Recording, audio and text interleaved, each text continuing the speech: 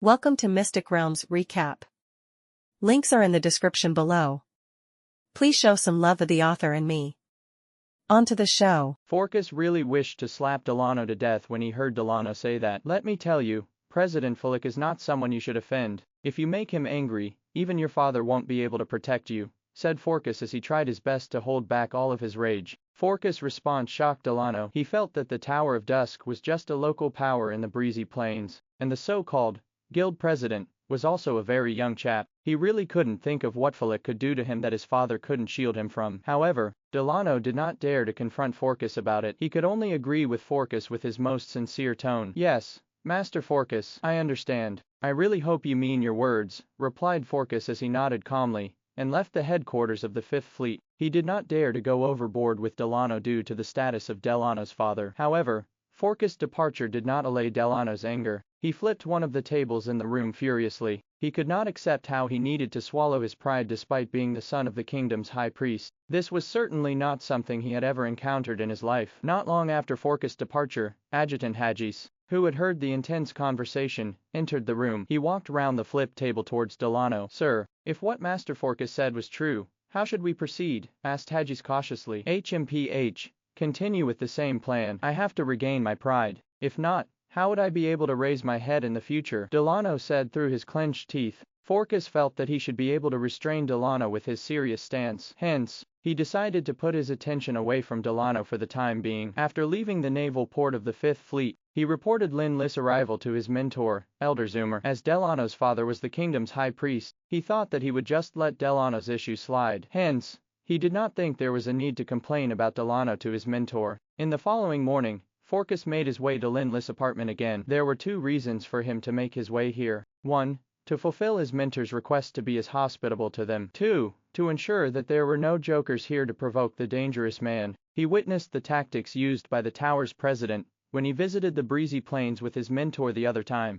He was the man who threatened to destroy one of his battleships when negotiation did not go his way. If there were anyone who offended the president, he knew that a catastrophe would reign on the Gilded Kingdom. LL New Street Rise at N0V, LB, CM. Forcas' worries were not exaggerated. Although there were sanctuary powerhouses in the Gilded Kingdom and the Illuminati, a battle between sanctuary powerhouses would leave a disastrous aftermath. Hence, Forcas visited Lin Li really early. It did not matter what Lin Li planned to do, he just wanted to accompany him for everything. Yet, when he arrived and sent his request to meet Lin Li, he heard that the man was having a meeting with Jonathan, a prince of the Felon Kingdom. This piece of news definitely stunned Forcas. He did not expect the young president to be acquainted with someone as high up as the prince of the Felon Kingdom. Of course, it was not unusual for two outstanding individuals to know each other, but it was unusual for the prince to visit the president at such an odd hour. This underscored the importance and respect the prince had for President Fulik. Although Forcas knew that Lin Li had a very high status in the breezy plains,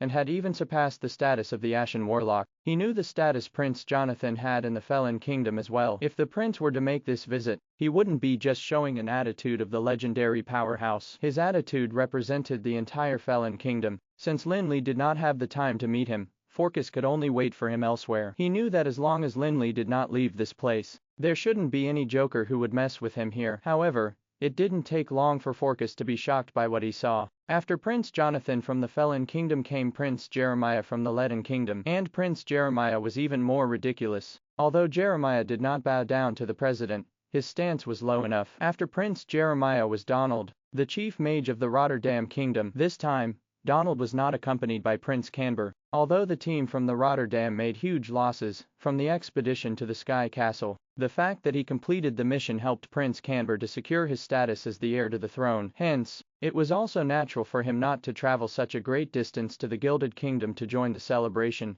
This was something good for Donald. He finally did not need to worry how to clean up after Prince Canber. However, Donald's status was not enough to represent the royal family. Hence, it was Prince Tori of the Rotterdam who accompanied him here. As compared to Prince Canber, Prince Tori was obviously calmer. Donald probably reminded to lower his posture and stance whenever he conversed with Lin Li. Hence, it did not seem like Lin Li was speaking to a prince of a kingdom. Although there was no obvious flattery in the royal speech, it could be heard that Tori definitely wanted to be in the good books of Lin Li. Forcas was flabbergasted to witness the similarity among the envoys of the three human kingdoms in their interactions with the young president of the Tower of Dusk. After all, The Tower of Dusk was only one of the many forces in the breezy plains. If it could command the respect of the three human kingdoms, it had to be a really significant force. Obviously, the influence of the young President Fulik in the continent of Anral was no longer limited to the breezy plains. However, this seemed to be just the beginning. There were more things after that surprised Forcas. Immediately after the three human envoys came Archbishop Inglos from the Brilliant Shrine and High Priest Sendros from the Darkness Shrine. Forcas had to rub his eyes when he saw how friendly the three of them were with one another. He even wondered if all he saw was an illusion. Brilliant Shrines and Darkness Shrines' status was definitely superior to that of the three human kingdoms and the whole of Anral. A single decision from them could drastically change the entire situation in the mainland. Although Forcas knew that the Tower of Dusk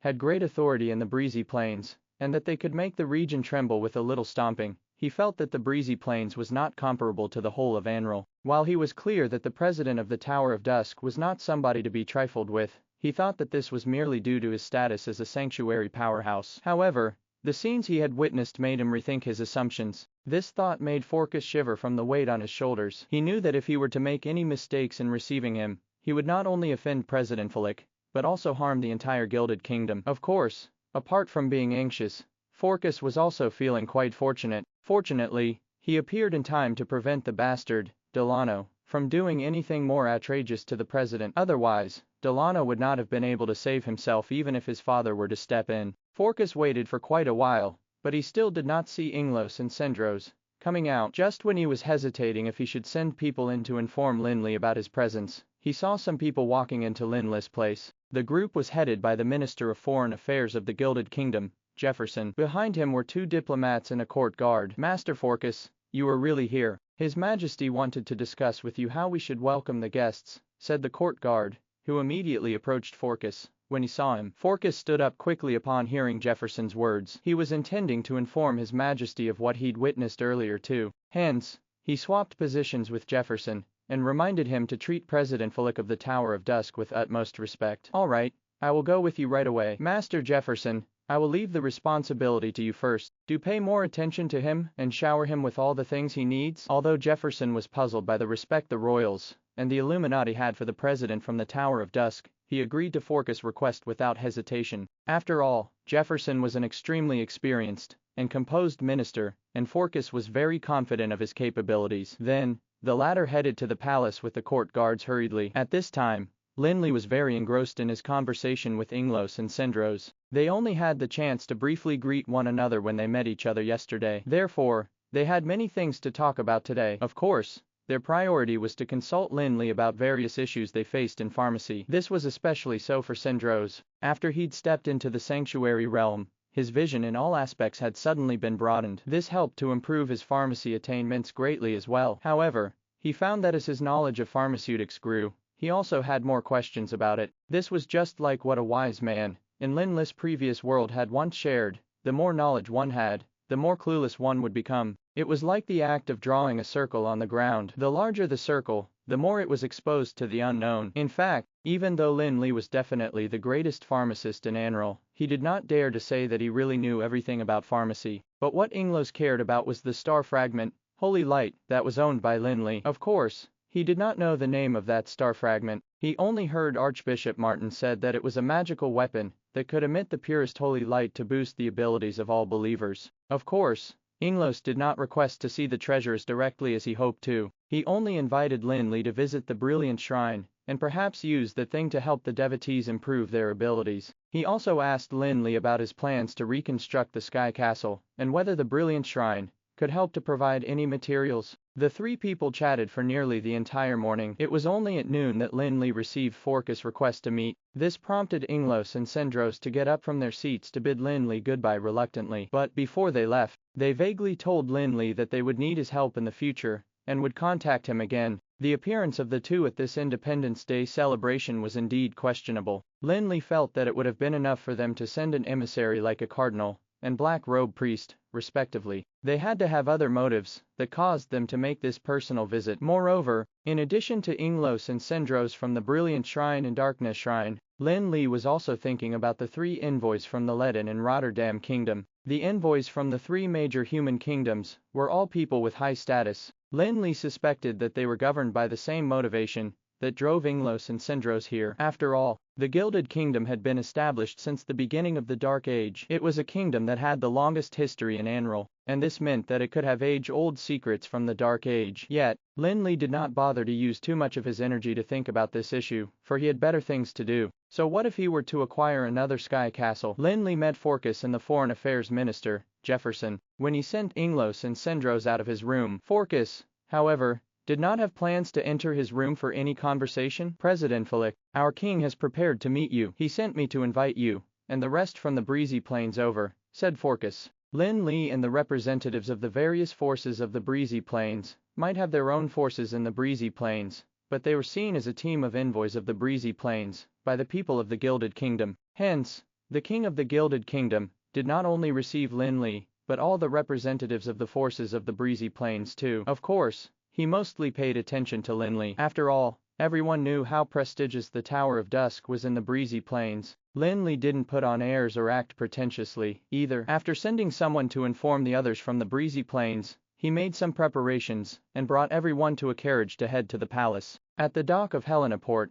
the Gilded Kingdom held a welcoming ceremony, which was extremely grand as well. In front of the main gate of the king's palace, there was a red carpet laid on the ground that led all the way to the inside of the palace. The royal orchestra on both sides was playing melodious music, while some important ministers of the Gilded Kingdom, including some royal family members, were waiting for the arrival of Lin Li and the other envoys of the breezy plains. The carriage stopped in front of the red carpet, and Lin Li led all the people of the breezy plains to alight from the carriage one by one. With the guidance of Forcas and the Foreign Affairs Minister Jorbas, they walked down the red carpet, all the way to the main gate of the palace. Forcas then began introducing Lin Li and the others to the members of the Gilded Kingdom, who had come to greet them, including the Chancellor of the kingdom, the various ministers, army commander-in-chief, and some princes. However, the princes and ministers all had interesting expressions on their faces as they didn't expect the distinguished guest the king wanted them to receive to be such a young mage. Fortunately, they could still get their priorities right,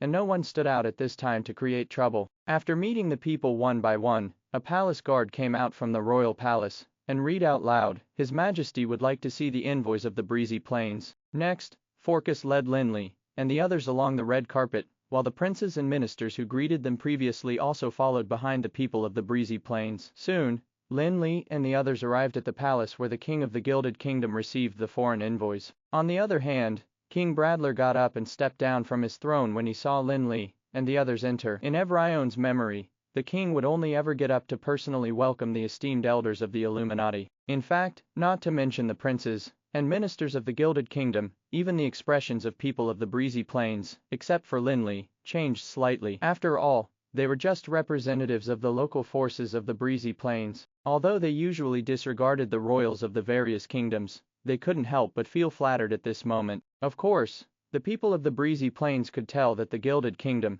should probably be inclined to resorting to milder methods, which was also in line with the interests of the people of the breezy plains whose main purpose, this time, was to maintain peace with the Gilded Kingdom. However, that was nothing to Lin Li, because Bradler was just a king of a human kingdom. No matter how grand the ceremony might be, it wasn't enough to make a sanctuary powerhouse feel anything. Next, they engaged in some diplomatic conversations, which were none other than just some friendly words and declarations of their interests in cooperation and common development. It was basically impossible to talk about anything too practical during such occasions. After the personal reception of King Bradler, the guests attended a grand welcome party that was prepared by the Gilded Kingdom. However, King Bradler only made a brief appearance before leaving. The ones left behind were the princes and ministers of the Gilded Kingdom and the representatives of the forces of the breezy plains, who took the opportunity to discuss the cooperation. All of them had made considerable gains. Despite being the star of the banquet, Lin Li did not stay for long. As soon as King Bradler left,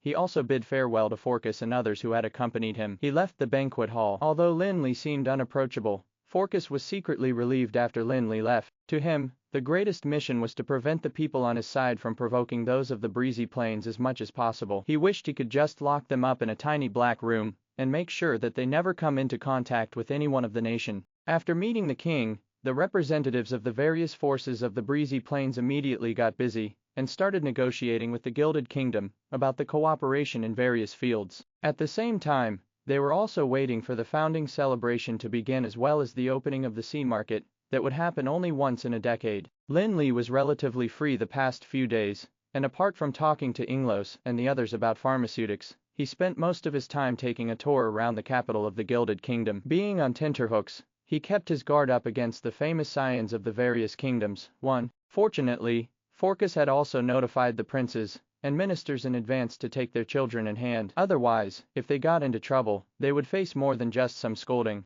Phorcys had a high status in the Gilded Kingdom, and the king had also issued an order, so those princes and ministers naturally did not dare to defy the orders. Hence, in the past few days, Phorcys did not encounter much trouble even though he accompanied Lin Li to many places. Phorcys accompanied Lin Li to a lot of places, and when he watched Lin Li step through the gate, he finally felt like a stone was lifted off his chest. However, just as he was rejoicing in his heart that they were going to be safe today, he saw a man dressed in the costume of Asterisk the Star, Asterisk crewman rushing in from afar. Wait a minute, you are a sailor from the Star, aren't you? Why are you so flustered? Did something happen? Phorcys' heart tensed up again, and he hurriedly stepped forward to stop the sailor. When Phorcys had received Lin Li previously, he had boarded the Star, so the sailor remembered him. Hence, he stopped with a frown, and said, Lord Phorcys, don't you know that your subordinates have broken into the Star and seized all the people on board? Please move out of the way, I have to report to the captain of the ship immediately. Boom! Phorcys was instantly dumbfounded, as if a heavy hammer had hit his head hard. He was racking his brain for fear that someone might end up causing trouble. After so much deliberation, he didn't expect something to happen at the Star. It turned out that 2 days ago,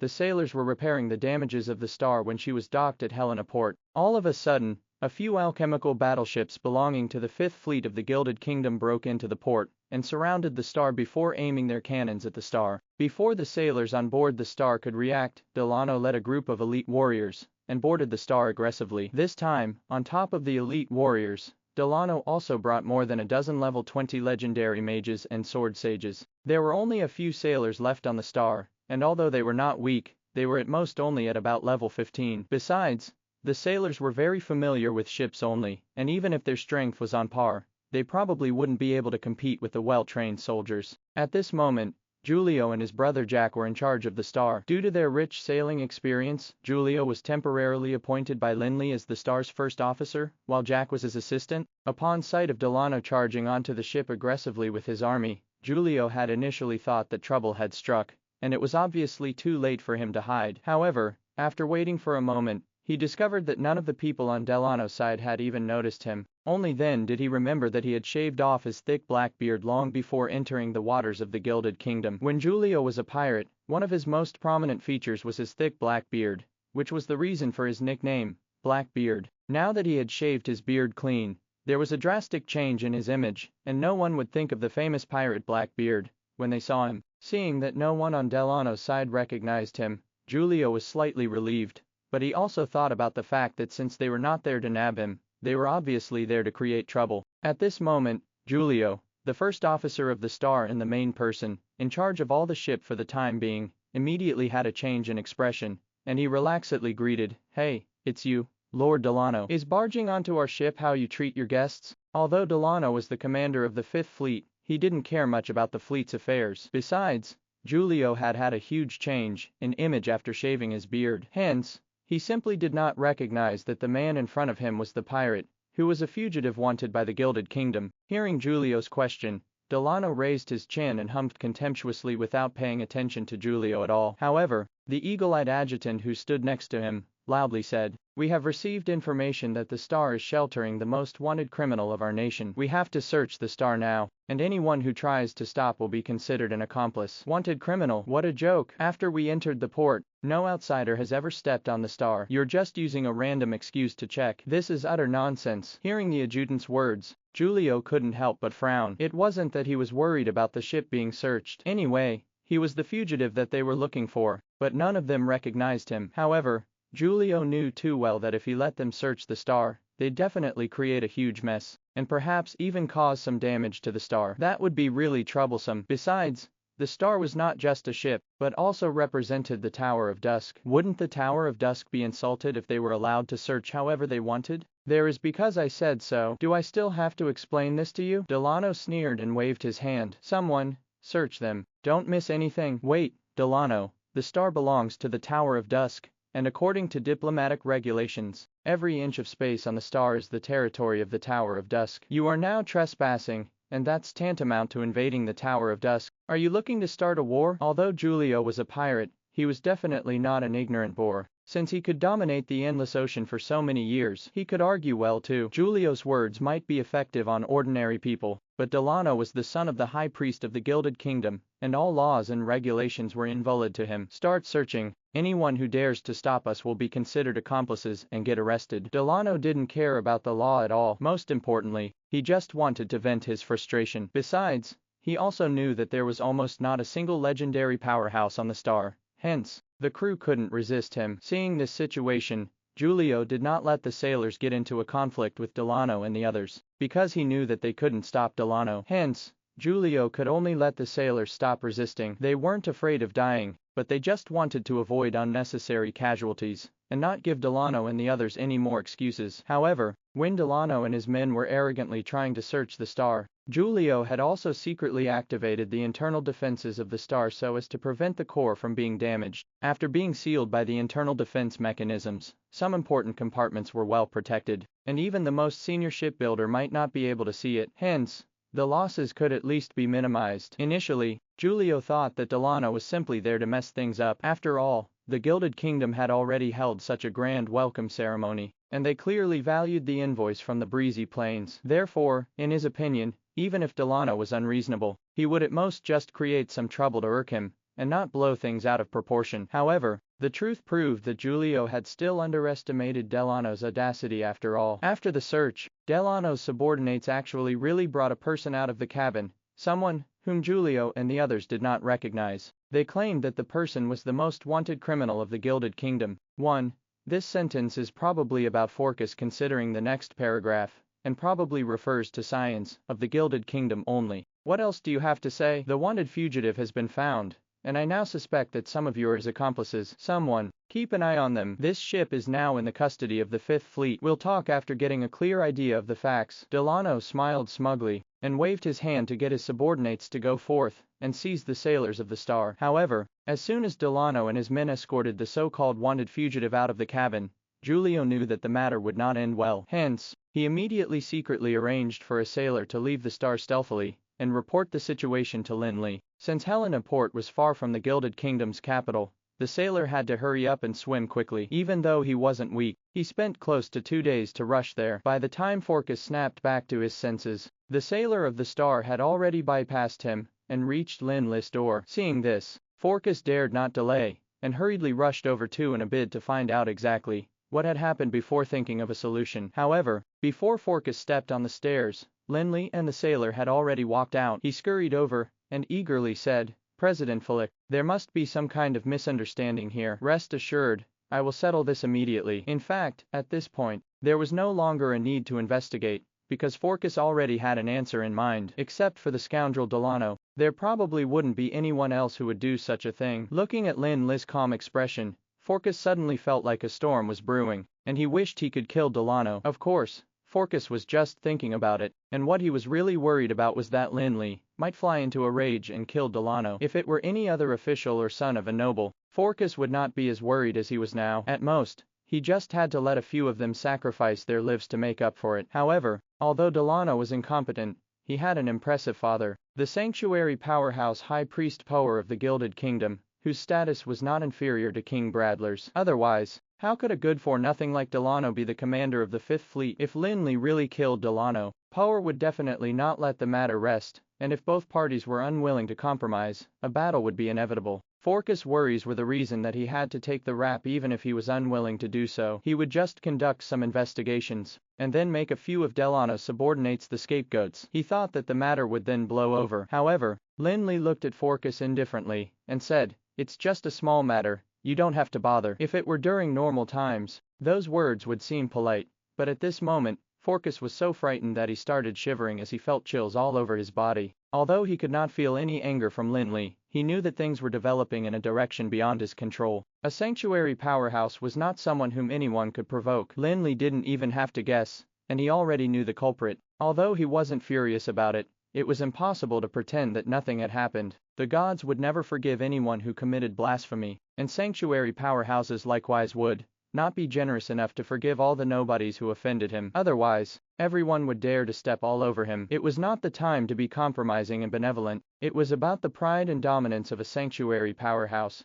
Just like the reason that the gods would punish blasphemers. President Fulik, I know it's our fault for that matter. Regardless of who exactly the culprit is, I just hope you can give me some time. I will definitely give you a satisfactory answer. Forcas was extremely anxious, and he simply took all the blame, no longer calling it a misunderstanding. He just hoped that Lin Li could let him handle that matter. After all, for Forcas, as long as the matter was handled by himself, he would at least have some control over it. No matter how much responsibility he had to take, there would still be some room for adjustments. However, if the matter was completely handled by Lin Li, Forcas would be in a passive position. It's not like our president didn't give you a chance when you went to receive us previously, yet something like this has actually happened. So it's obvious that your so-called way of handling things isn't working at all, said Hordark, the sailor who went to report to Lin Li. He immediately couldn't help but be infuriated. Before Forcas went to receive the people of the star, Delano caused a stir on the star, and in the end, they apologized and guaranteed that it would not happen again. Only then did the matter blow over. In Hordark's opinion, Forcas should have warned Delano after that incident and transferred him away. Yet, in the end,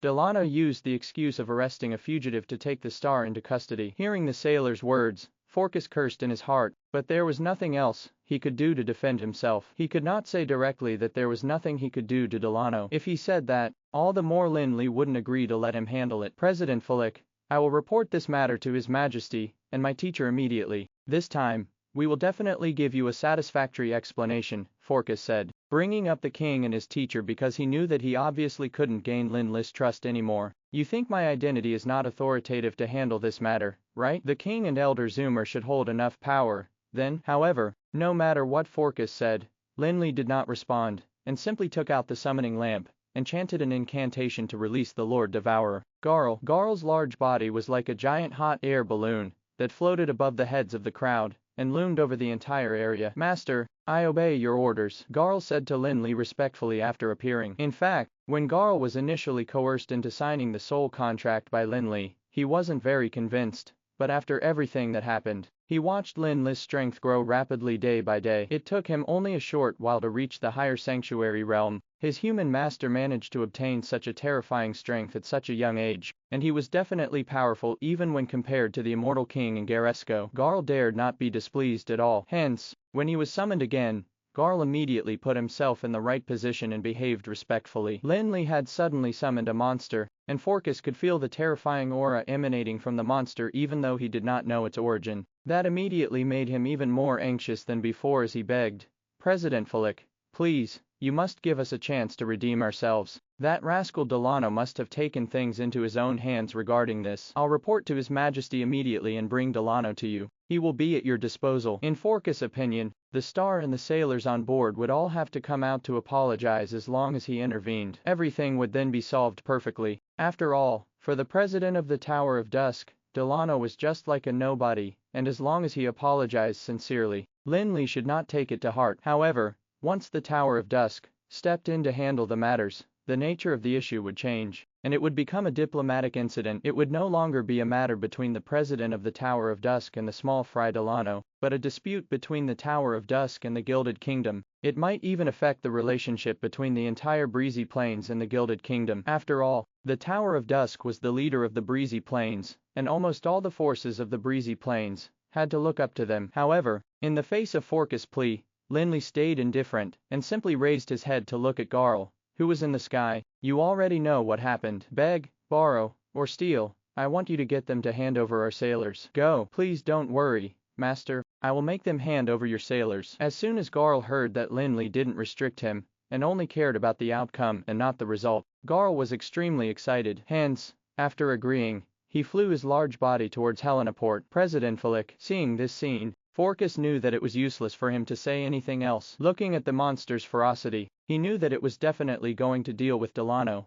and he could not delay longer. With a bitter expression, Forcas hurriedly bade goodbye to Lin Li, and used the power of flight to fly towards Helenaport. The only chance he had now was to grab the star, and the sailors on the star before things got out of control. He would then ask for Delano to be handed over. However, what Forcas didn't expect was that Delano was flying over with his warriors arrogantly before Forcas even set off. Seeing that Delano still had the guts to appear there, Forcas flew into a rage, and immediately stopped, and landed in front of Delano. He furiously barked, "Delano, what are you doing? Are you turning a deaf ear to my words?" Delano was really startled when he saw Forcas suddenly appear beside him. However, he soon returned to normal, and frowned a little before saying, "Lord Forcas, I was just about to go look for you. We found a wanted fugitive who has a bounty on him on the Tower of Dusk's ship. Now, the Tower of Dusk's ship, as well as the sailors on board, have all been seized by me, and I was just about to go to that President Fulik to hear his explanation." Forcas was immediately furious when he heard Delano's words,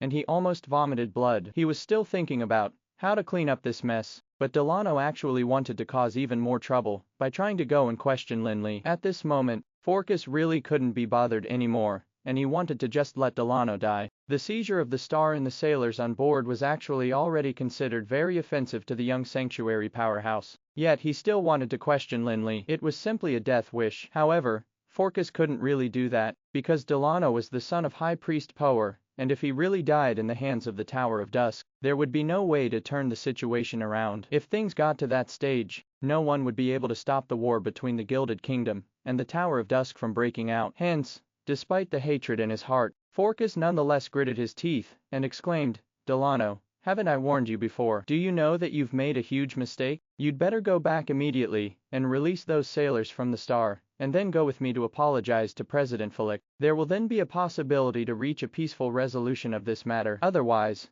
you will be the sinner of the Gilded Kingdom." "Lord Forcas, you didn't get something wrong, did you? The Tower of Dusk should be apologizing to us instead." This time, Delano was no longer afraid of Forcas, and he even sounded derisive, as if Forcas had become a wimp who betrayed the country's interests. "Damn it, do you think I'm willing to lower myself and beg? You were the one who caused this trouble." Forcas was infuriated, and he pointed at Delano and berated, "President Fulik is the guest of the Gilded Kingdom His Majesty personally received. By doing this, you are disrespecting His Majesty." Unfortunately, Delano was obviously full of courage this time, and he showed no intentions of apologizing even after what Forcas said about the king of the Gilded Kingdom. Instead, he nonchalantly said, "Is that so? Great. I was planning to tell His Majesty about this and let him see how these outsiders have violated the law of our nation. Lord Forcas, do you want to join me?" Just when Forcas and Delano were embroiled in a messy argument, Garl, who had received Lin Li's orders, had already arrived at Helena Port. The people in the port initially did not notice anything until they were enveloped by his shadow. They only realized then that a horrifying monster actually appeared above their heads, and they immediately fled frantically, hovering in the sky. Garl originally wanted to suck some people of the Gilded Kingdom, but when he thought of Lin Li's orders, he had no choice but to suppress his appetite for the time being. He yelled, "People of the Gilded Kingdom, listen up, release the star and the sailors immediately, otherwise, I will remind you once every 10 minutes. The people of the Fifth Fleet of the Gilded Kingdom had long noticed the sudden appearance of the monster in the sky, and all the battleships immediately activated their defensive shields while getting into battle mode. Initially, they thought that some kind of magical beast had invaded Helena Port, but after hearing the thunderous roar, they realized that the other party was actually coming for the star. A reminder once every 10 minutes. He can go ahead. Due to the fact that they had a powerful commander with an impressive family background, the people of the Fifth Fleet usually disregarded others. They had always had an extremely high sense of superiority even towards the other fleets of the Gilded Kingdom, let alone the outsiders from the breezy plains. Hence, even after hearing Garl's roaring, the people of the Fifth Fleet still remained relaxed. In their opinion, if the other party was a magical beast that invaded the port, they would probably have to get ready for a huge battle. But since it was from the breezy plains, there was nothing to worry about. He reckoned that the outsiders would definitely not dare to make trouble in the territory of the Gilded Kingdom, and he was at most just scaring them. With that thought in mind, the people of the Fifth Fleet not only did not panic because of Garl's appearance, they even ran to the deck and waited to see the creature that had arrived aggressively with ferocity in a bid to watch him leave fruitlessly. When Garl arrived, he was actually afraid that he would scare them to the point of submitting immediately and releasing the star and the sailors. That way, he wouldn't be able to do whatever he wanted to do. However, the situation now was exactly what he wanted, though he still felt infuriated because he had been belittled. 10 minutes. I don't have a timer. Garl laughed, and didn't care about the 10-minute interval that he had just mentioned. He simply lowered his body, and opened his large mouth to devour everything by launching a strong suction force at one of the Gilded Kingdom battleships on the sea. This time, those people of the Fifth Fleet really had an eye-opener. They walked towards the battleship of their fleet, only to see that their upper defense shield had suddenly become warped, as if an invisible force was pulling the defense shield upwards. As it was being pulled, they also saw that the hull of the battleship was changing its trajectory, as if the force was pulling the entire battleship upward. Before the people of the Fifth Fleet could figure out what was going on, there was a series of explosions from the battleship, and the powerful defensive shield actually turned into a sphere of light that darted away from the battleship and hurtled into the sky. At the same time, the naval troops on that ship were also launched into the sky together with a large number of loose items, following the light into the giant mouth of Garl. That monster is devouring our people, someone exclaimed in horror as he finally snapped back to his senses. In fact, everyone could tell that the naval troops on that battleship were flying into the mouth of the monster, and they were obviously being devoured. Actually, it wasn't something new to them. After all, there were numerous marine beasts in the sea,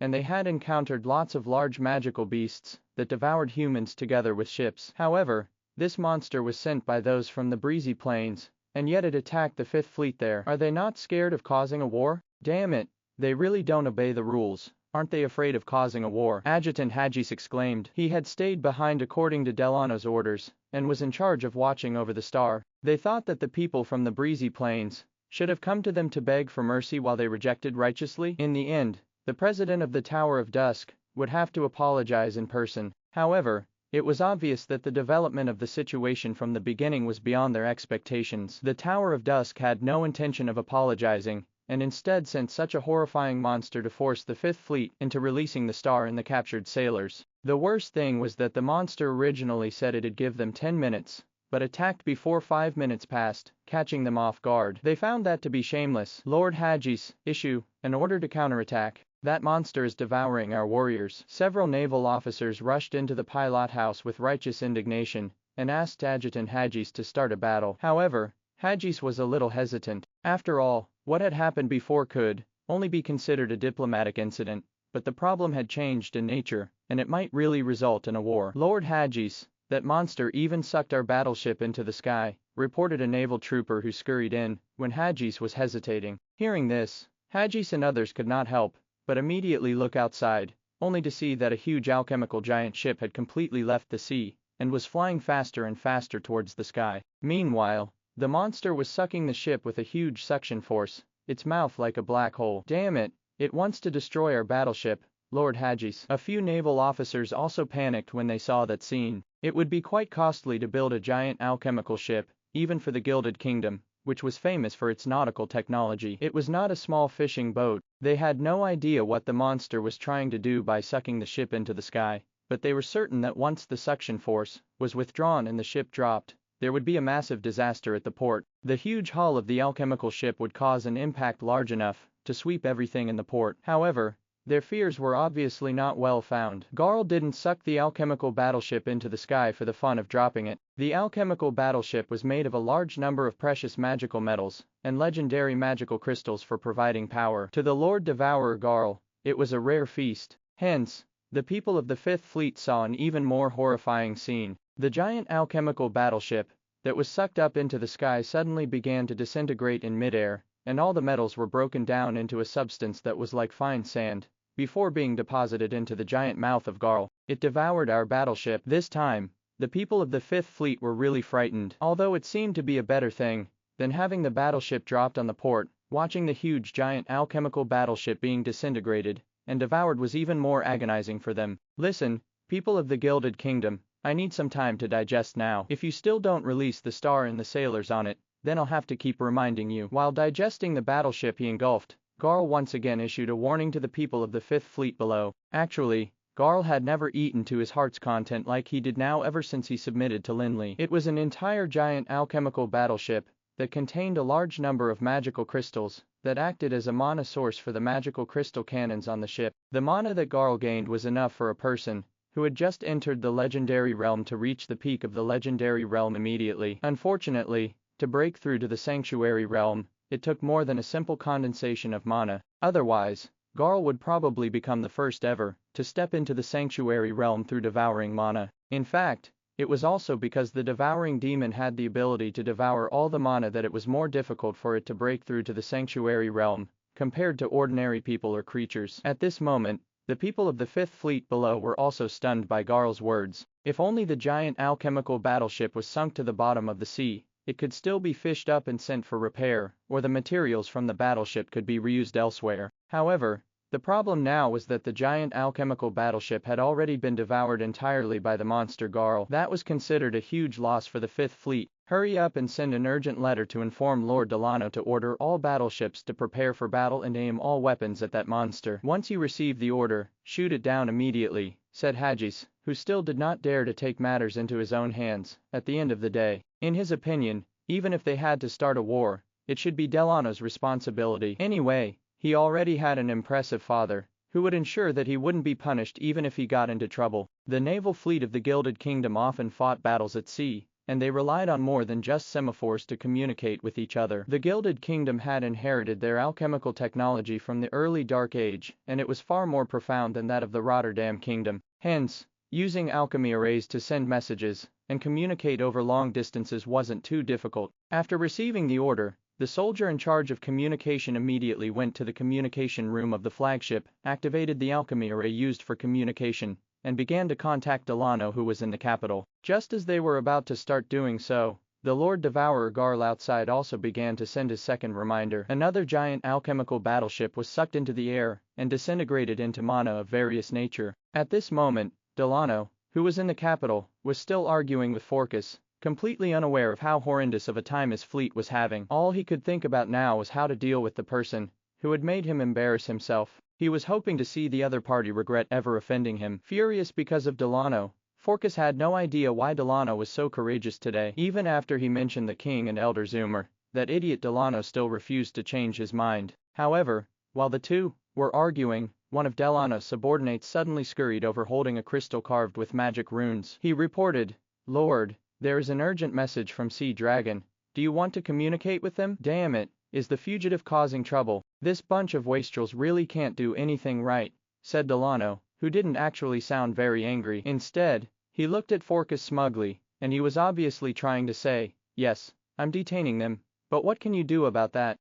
Forcas was so furious that he was on the verge of vomiting blood, wishing he could just leave him to die. At this moment, the magical crystal that was used for communication had also lit up, ready to map out a somewhat blurred picture above. In the image, a grimacing person anxiously said, "Lord Delano, the people of the Tower of Dusk have summoned a monster, and they want us to release their ship and sailors immediately." "Damn it, do you have to ask me for instructions even for something as simple as that? Tell them that we suspect that they are related to a few bands of pirates, and that investigations are ongoing." After saying that, Delano was ready to cease communication. However, the man over there hurriedly called out to stop him. "Lord, that monster is devouring our battleships. He said that if we don't release their ship and sailors immediately, he will devour one of our battleships at intervals until all of them are gone." "What?" Although Delano was shocked, he soon looked stern, and again yelled, "How brazen of them, you bunch of wastrels, don't you know how to retaliate? Notify the military immediately to take all the battleships over. No matter who they are, we have to kill them before doing anything since they have the audacity to touch our battleships." However, Forcas, who was at the side, had already been petrified at this point. Things were really going awry. Once they went to war, it would be impossible to salvage their relationship regardless of which party won. "Delano, do you know what you are doing? Do you really want to cause a war between us and the Tower of Dusk?" Forcas roared furiously. "War? Lord Forcas, you really think too highly of that Tower of Dusk. It's just a local force in the Breezy Plains. Once we set foot in the Breezy Plains, wouldn't it be easy to exterminate them?" Delano said with disdain. Indeed, the Gilded Kingdom was also one of the several powerful nations in Anral. They not only had a powerful naval fleet, the strength of their army was also not inferior to the Leaden Kingdoms or Felon Kingdoms. However, the Tower of Dusk was just one of the many forces in the Breezy Plains, even if they had a high status. After all, the forces in the Breezy Plains were in disunity, and the Tower of Dusk might have a few powerhouses, but the Gilded Kingdom did too. Besides,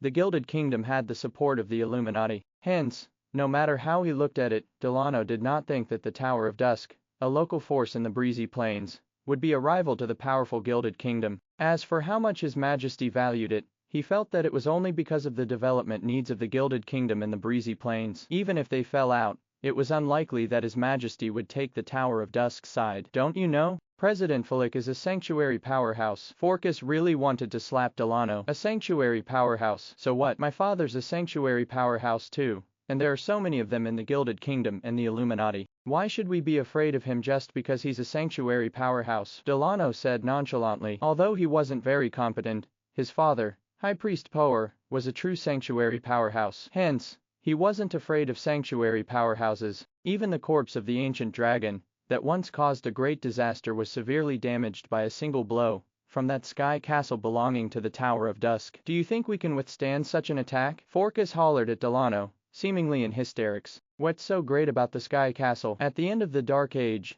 the high elf sky castles were struck down too. If that sky castle touches our airspace, my fleet can shoot it down with a single salvo, Delano said proudly with his arms folded. Hearing Delano's reply, Forcas suddenly felt like dying. He really couldn't imagine how a respectable sanctuary powerhouse like High Priest Power could have such a foolish son. He knew that it was useless for him to say anything now, as Delano wouldn't be scared until death was in his face. Lord Forcas, if you have nothing more to do, I would like to leave first. We still have some questions for that Fulik, and we will need him to cooperate with the investigation. Delano waved his hand smugly and swaggered off with his many subordinates to the embassy.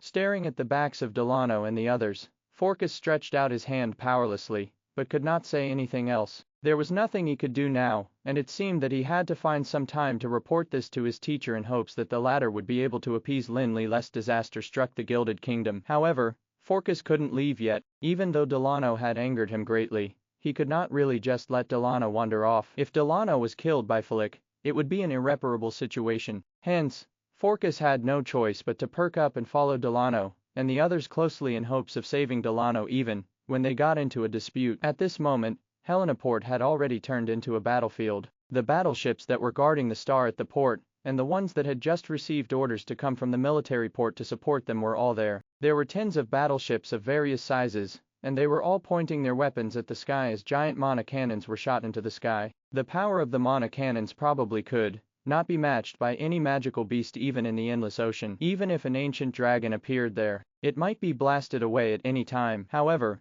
although the Lord Devourer Garl's strength was only the peak of the legendary level, its ability to devour everything would definitely make every one of its opponents get a huge headache. In the Well of the Sun at the beginning, Lin Li and several peak legendary powerhouses, and the elites of the various forces, failed to do much to Garl even when they joined forces. In fact, they even let Garl devour quite a few alchemy colossuses of the Rotterdam Kingdom. Later, Lin Li managed to subdue Garl only after using the heart-piercing potion. However, the people of the Fifth Fleet of the Gilded Kingdom now were not aware of the true origins of Garl the Lord Devourer, hence, they didn't know its weakness. Besides, even if they did, no one would be able to formulate the heart-piercing potion at this moment. Hence, although the Fifth Fleet's attacks seemed so powerful that they could allegedly destroy the world, they were just supplements for the Lord Devourer Garl. The solid mana cannons were made of the purest mana, and Garl didn't have to digest it at all. He could turn it into his own power directly after devouring it. Haha, come on, go all out and attack, Garl said while guffawing without restraint. The people of the Fifth Fleet below were all dumbfounded. Although they were still keeping up the attacks, they were getting more and more scared. What kind of monster is this? Why can it devour even the powerful mana cannons? Other magical beasts would have probably had their bodies pierced through. Damn it, how do we fight this? That monster devours all our attacks, and even spews out a magic storm every now and then. The battleships were blasted to pieces in a matter of moments. Damn it, let's go. Seeing that powerful battleships were losing their usefulness in front of that monster, those legendary powerhouses knew that if they continued at this rate, they would definitely be in a disadvantageous situation. Hence, more than 10 legendary powerhouses flew into the air from the battleships, and they exerted all their power one by one and besieged Garl the Lord Devourer. At this moment, Delano was already leading many of his subordinates into the embassy of the Gilded Kingdom in Hupper City, where Lin Li and the others were. President Fulik, we found. As soon as Delano entered, he spoke with gusto,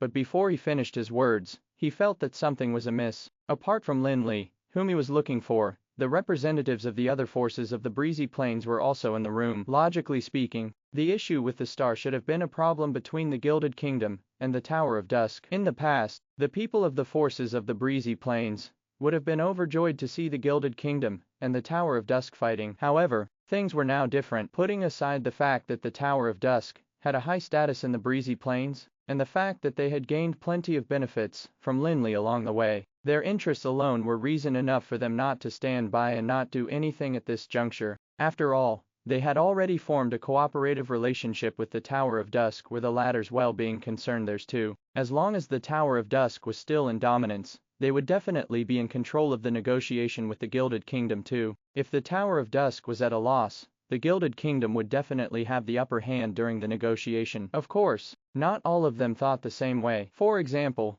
Joseph and a few other representatives, who were afraid of trouble, did not appear among the crowd. If Delano was smart enough, he should have thought of a way to divide the people of the Breezy Plains at this time, and alienate the Tower of Dusk entirely. However, Delano simply did not take them seriously. Besides, the wise adjutant wasn't around, so he did not even bother with the others, and simply arrogantly said to Lin Li, "Flick, do you think I will release your ship just because you released a monster? Stop dreaming. Now that my fleet has arrived at the port, that monster you released will soon be destroyed, and it will be the concrete evidence of your housing a fugitive of the kingdom." Although Delano was maligning and accusing him, Lin Li did not react much. However, the representatives of the forces of the Breezy Plains were already in an uproar. They had arrived at that place together on the star, and according to what Delano said, wouldn't they and the others be suspected too? Besides, more importantly, the representatives of the Breezy Plains were not 3-year-olds, and they all knew what tricks Delano was playing. Delano had framed the Tower of Dusk without restraint,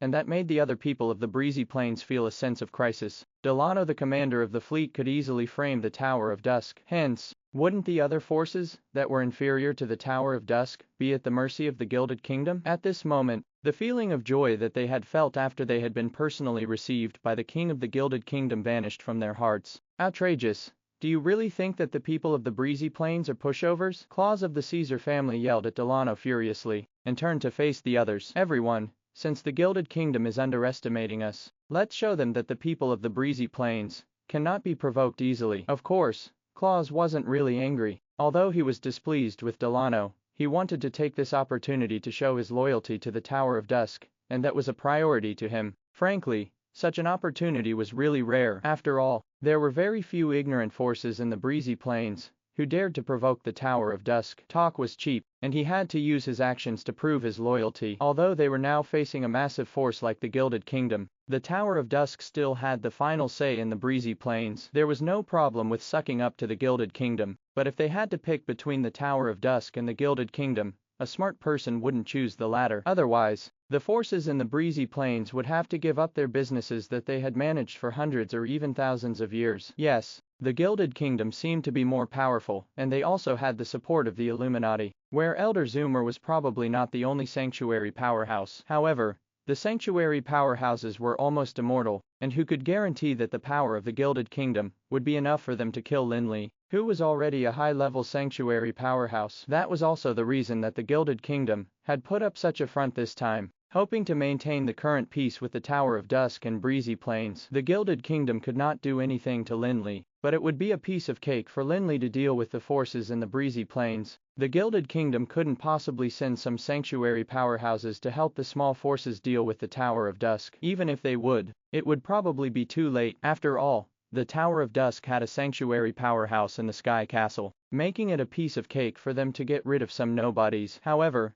cozying up to the Tower of Dusk would bring about more benefits to them. Along the journey, they had already gained plenty of benefits, and each of them had obtained many of the various treasures in the Endless Ocean. Most importantly, with the sanctuary powerhouse of the Tower of Dusk as the leader, the various forces were not at a loss during the negotiation with the Gilded Kingdom. Even though they did not get a lot of benefits, they did not think that the Gilded Kingdom would be so nice to them because they were from the Breezy Plains. If not for the Tower of Dusk and Lin Li, the forces probably would have been disregarded by the Gilded Kingdom. That was not an assumption. It was obvious from the things that the Gilded Kingdom had done in the Breezy Plains at the beginning that the Gilded Kingdom was not as peace-loving as they claimed to be. At that time, the Gilded Kingdom did not know the strength of the Tower of Dusk yet, and they directly sent teams of elites to conduct robberies around the Breezy Plains, causing the forces of the Breezy Plains to be overwhelmed with anxiety. It was only when the Tower of Dusk showed its impressive strength and destroyed the battleships of the Gilded Kingdom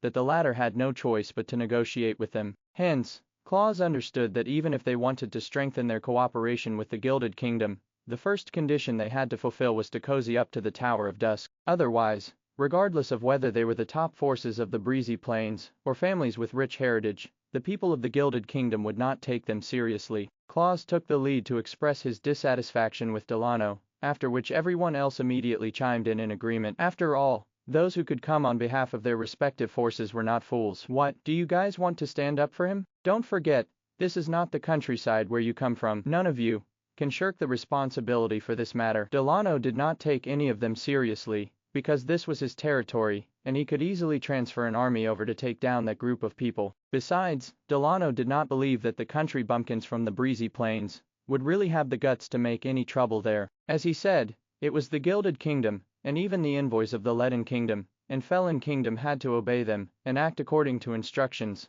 let alone the forces of the breezy plains. Ha! Everyone, we, the people of the breezy plains, are being belittled. Can you tolerate it? Anyway, I can't. Those of you who are willing, come with me, we'll go snatch the star back from the port, and let the people of the Gilded Kingdom see that the country bumpkins of the breezy plains are not to be trifled with. Claus said to the people behind him sneeringly as he turned around. Before they could reply, he took the lead and dashed straight toward Helenaport. Hey, it's been so frustrating talking to them in the past few days. This is a good chance for us to let them see that we people of the breezy plains are not that easy to fool, said Mogadi, the president of the Blood Moon clan, as he laughed and clenched his fists while spreading his wings open. He then flew towards Claus. As soon as they saw Claus and Mogadi, the members from the two top forces leave. The remaining people were naturally not willing to lag behind. Without even looking at Delano and the others, they used the power of flight and flew towards Helenaport on their own. Seeing this situation, Delano was a little dumbfounded. The reaction of the people of the breezy plains was obviously beyond his expectations. In his opinion,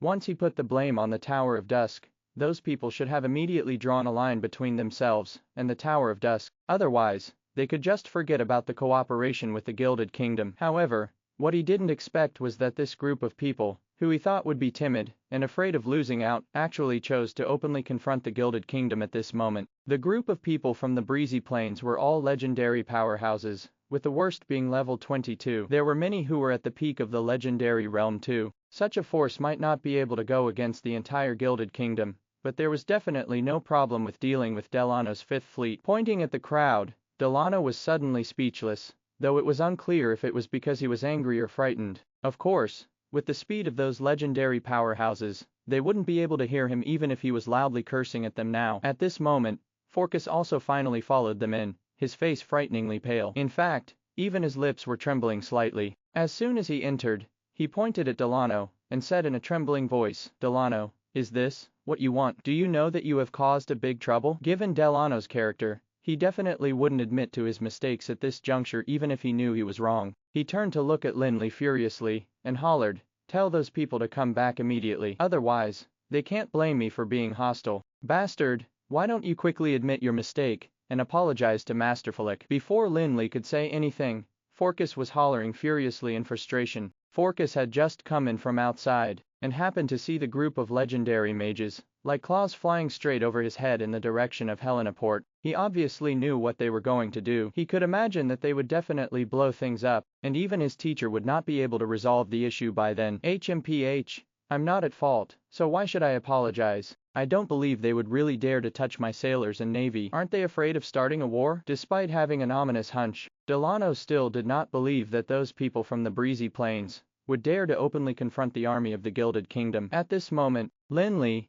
who had been sipping on his tea while remaining seated leisurely, indifferently said, "It's not necessary to apologize. Not everything can be solved by an apology. If there's nothing else, please make yourselves comfortable. HMPH, let's see how long you can continue pretending." Delano had no interest in staying there, and turned around to leave after his remark. Forcus looked at Lin Li hopelessly before looking at Delano, who had left with his men. In the end, he gritted his teeth and went out after Delano again. He knew that it was impossible for him to persuade Lin Li to stop. After all, Lin Li's ship and sailors had been seized, and Delano was still the key to solving this incident. "Delano, do you really want to push the breezy plains to declare war?" Forcus hollered as soon as he left. However, Delano simply looked at Forcus in disdain, and said, "The Tower of Dusk is hiding the greatest fugitive of the kingdom, and they are obviously vicious. I refuse to believe it. How dare a bunch of country bumpkins go against us? I will see how bold they are." After saying that, Delano took several legendary powerhouses who were under him towards the Helenaport. Although Delano hadn't reached the legendary level yet, he had a powerful father,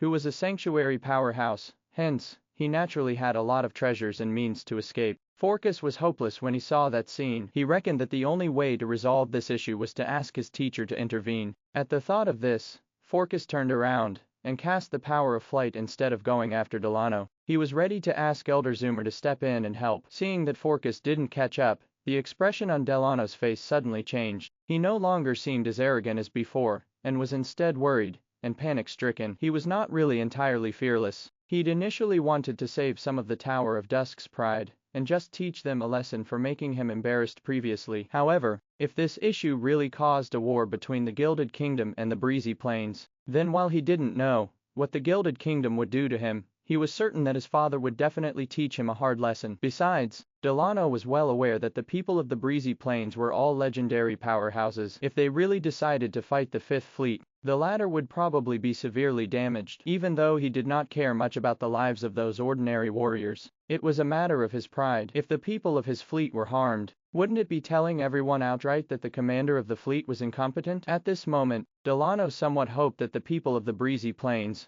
would not be as courageous as they seemed to be previously. He hoped that perhaps they were just putting on a brave front for the president of the Tower of Dusk. Hence, as soon as Delano came out, he left his other subordinates behind and only took a few legendary level 1s to the port in a bid to find out how things had developed so that he could make some preparations in advance. Claus, Mogadi, and the people of the Breezy Plains, who had left before Delano, had already reached Helenaport. Actually, when they were on the way there, many of them were still thinking about whether they should fight with the Gilded Kingdom or just come here to put on a show. However, when those people from the Breezy Plains came to the port and saw the scene on the sea, they were completely dumbfounded. The sea was no longer full of a lively and cheery vibe like when they had come, and the festive atmosphere had been replaced by chaos. In the sky, a massive monster was sucking a battleship of the Gilded Kingdom up into the sky and rapidly disintegrating and devouring it. On the surface of the sea, there was the debris left by several wrecked battleships, some of which had half of their hulls already plunged into the sea. Some were also blown into pieces. Fortunately, after the port had been designated as a port for receiving guests,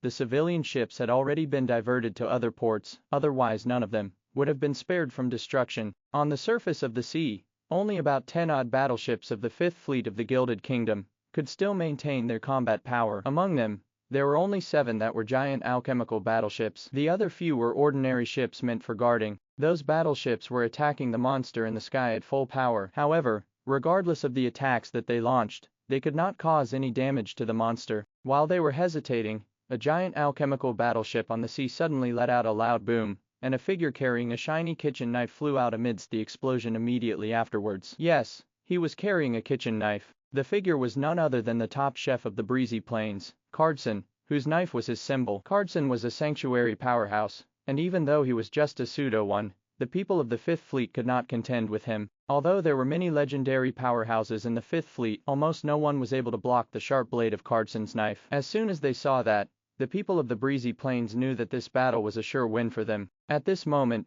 they stopped hesitating and took out their staffs and drew their swords one by one before pouncing on the remaining battleships on the sea. The battle was already one-sided, and the addition of the legendary powerhouses of the Breezy Plains had catalyzed the defeat of the Fifth Fleet. Soon after the people of the Breezy Plains joined the battle, Delano also arrived with a few of his subordinates. However, out of concern for their safety, they did not get too close to the battlefield, but landed far away on top of a tower, watching the one-sided battle in the distant port. Looking at the situation in the port, Delano immediately turned pale, and he was about to have a mental breakdown. He muttered to himself in a shaky voice, "What? How did that happen? What do I do? What do I do?" At this point, the situation had completely exceeded Delano's expectations, as he'd never thought that things would develop to this point. Ever since he had been old enough to remember things, he had never encountered any setbacks. However, his fleet had now been devastated, and he was terrified and helpless for the first time. "Lord, the most important thing to do now is to think about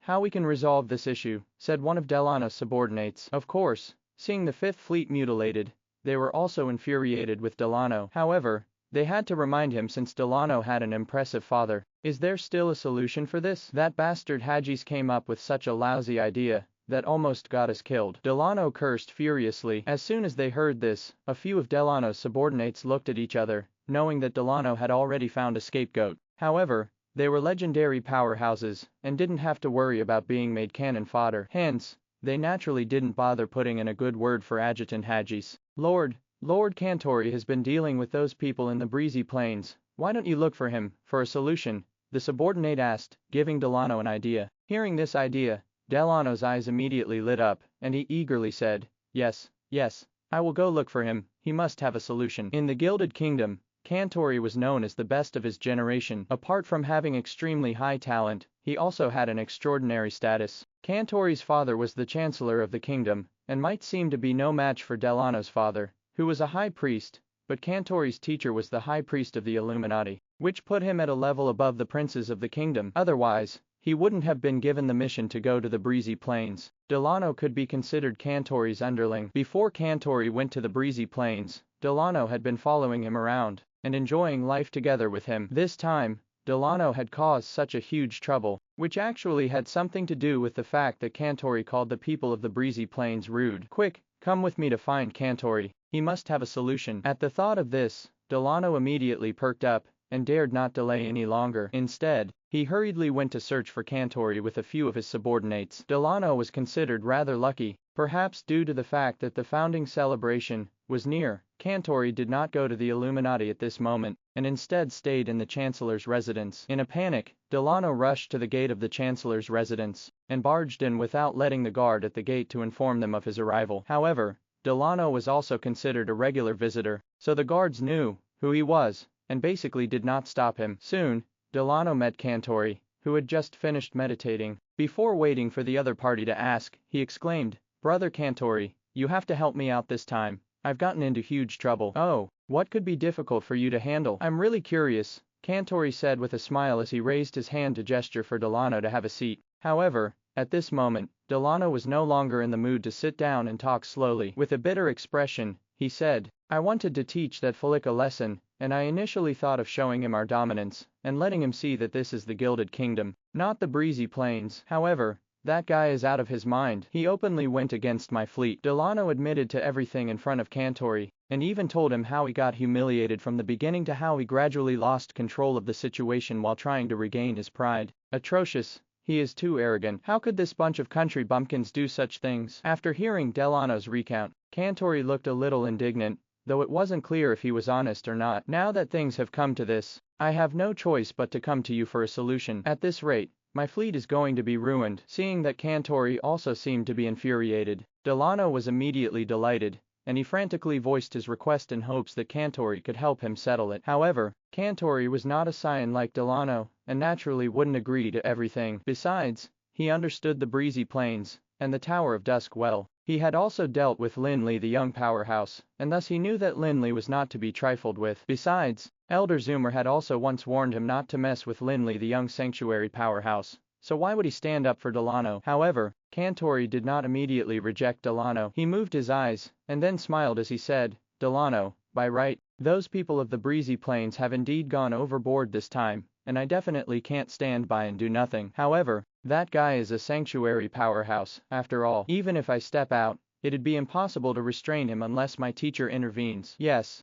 get the high priest to intervene. Even if that brat from the Tower of Dusk is a sanctuary powerhouse, it must be very easy for the high priest to kill him," Delano exclaimed eagerly with excitement before letting Cantori finish. An Illuminati high priest was a godlike existence in the Gilded Kingdom, and legend had it that he had easily driven the immortal king away. Of course, that was only a legend, but since it had been passed down in the Gilded Kingdom, it was enough to prove the status of the Illuminati high priest in their hearts. Hence, as soon as he heard Cantori say that he wanted to invite the high priest of the Illuminati, Delano immediately got excited, as if he had already seen the latter destroying the people from the breezy plains. However, immediately after that, Cantori shook his head and looked at Delano with an ambiguous expression in his eyes. "However, if I asked my teacher to step in to help, he would definitely find out the cause of the issue because of how impartial he is. Once he did, not only would the people of the breezy plains pay the price, the others who were responsible would definitely not be able to escape."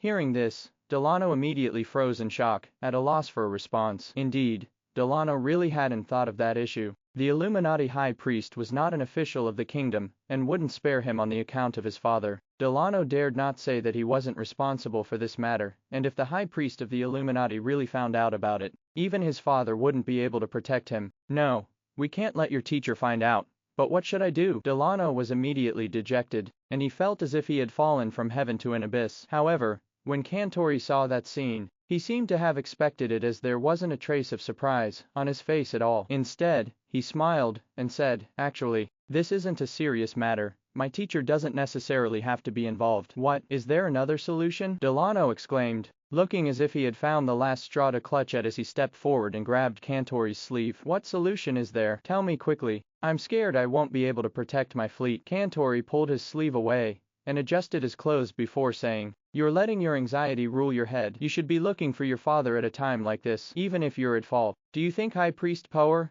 will do anything to you?" Hearing this, Delano suddenly came to his senses and exclaimed, "Yeah, so what if that brat from the Tower of Dusk is in the Sanctuary Realm? My father has already stepped into the Sanctuary Realm for years, and dealing with him would be a piece of cake." "Kantori, thank you for the advice. I will not impose on you any further. Goodbye." Delano bade him goodbye twice, and before Kantori said anything, the former turned around and ran outside. After leaving the Chancellor's residence, he used his magical equipment for flight again, and flew at full speed to his own home. Although he did not care much about the death of his subordinates, he would be without any help if the Fifth Fleet was destroyed by the people of the Breezy Plains. He would then become the biggest laughingstock of the Gilded Kingdom. For the sake of his pride, he would not allow the Fifth Fleet to be destroyed by the people of the Breezy Plains like that. "Father, father, you must do me justice." Delano began yelling in misery before he even entered. As he walked, he even messed up his clothes as if he had been tortured greatly. "Delano, you're not getting any younger. Why are you still so unstable? What are you yelling for?" At this moment,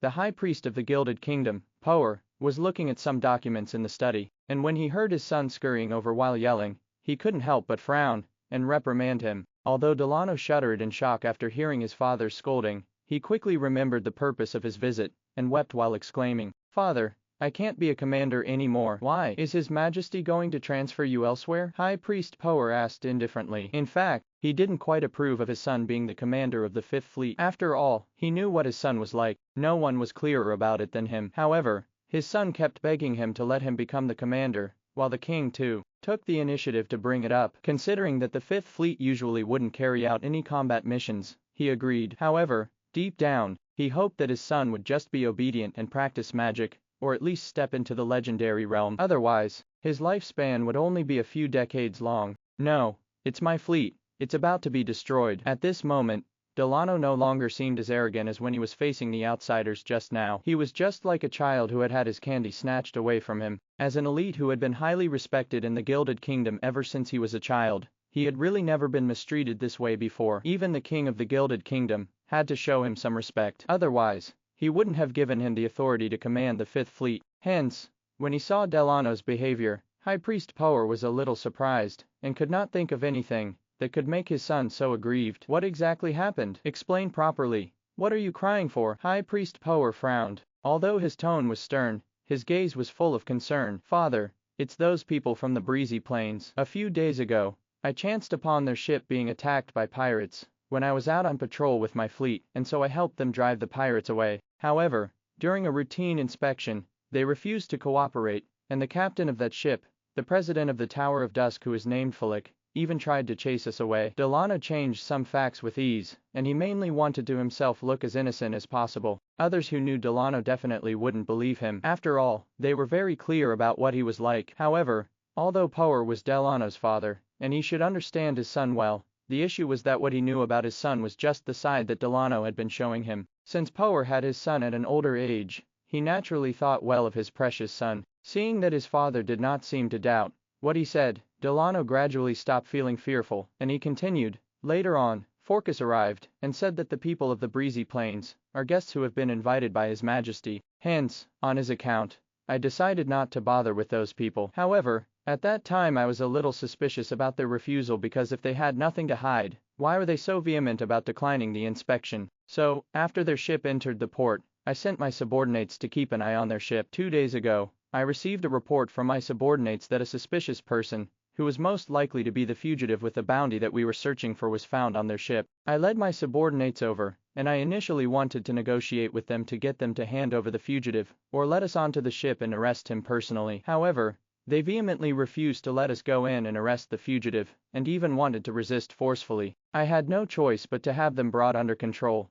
and I soon got to search the ship, and finally caught the fugitive. In order to investigate the fugitive's relationship with them, I took over their ship temporarily. However, when I was about to speak to President Fulik, the owner of the ship, regarding this matter, he didn't want to hear my explanation at all. He simply released a monster which went to the port to try and take their ship back. Later on, the people of the other forces, from the breezy plains heard about it, and all ran to the port and claimed that they wanted to show the Gilded Kingdom how powerful they were. Now, my fleet has been defeated by them, and it seems that they're going to be beaten up soon. Father, that's why I came to you, and asked you to do me justice. The highest level of lying was to mix in some truths with one's lies. Delano was obviously an expert at lying. Although he had only made some changes in the details to cover up for his mistake, he managed to make himself and his people seem like they were right. Besides, High Priest Power didn't believe that his son would do anything outrageous. Hence, he naturally believed him without any doubts. Hence, after hearing what his son said,